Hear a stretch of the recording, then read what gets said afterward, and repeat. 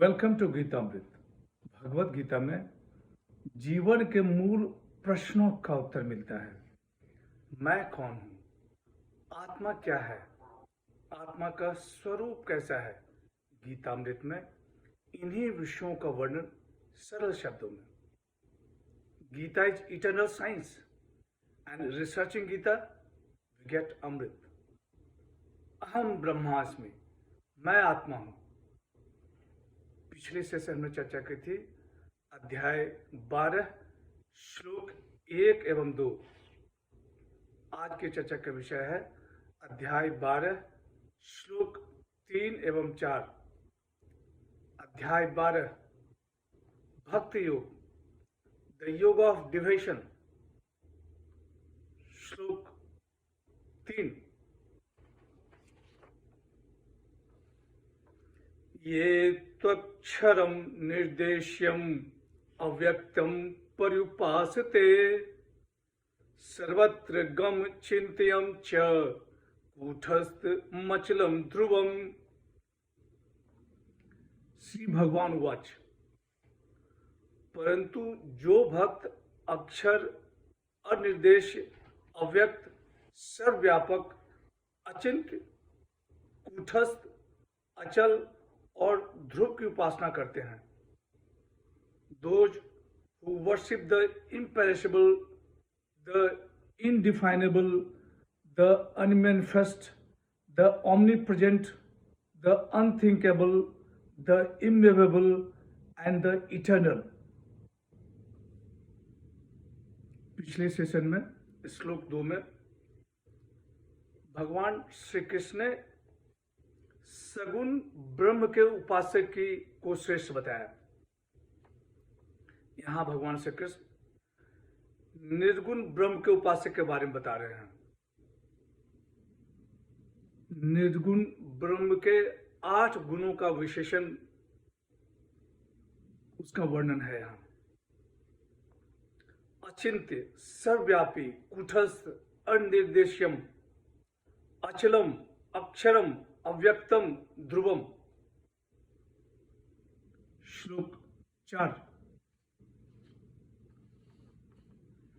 संनियम्येन्द्रियं ग्रामं सर्वत्र सम्बुद्धयः ते प्राप्नुवन्ति मामेव सर्वभूतहिते रताः। इंद्रियों पर संयम करके सर्वत्र समभाव वाले, प्राणिमात्र के हित में रत वे भक्त मुझे ही प्राप्त होते हैं। Having restrained all the senses, even minded everywhere, intent on the welfare of all beings, verily they also come unto me।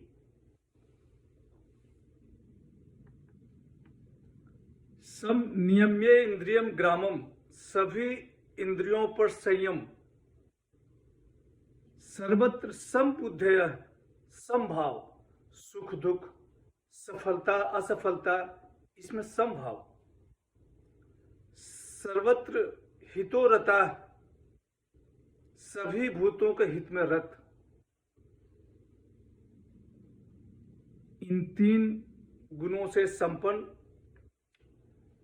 भक्त यदि निर्गुण ब्रह्म की उपासना करते हैं, तब भगवान श्री कृष्ण बोलते हैं कि ते प्राप्नु मामेव, वे मुझे ही प्राप्त होते हैं।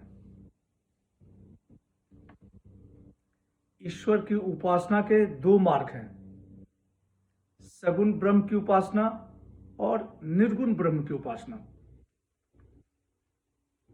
2 प्रकार के उपासक, लक्ष्य एक।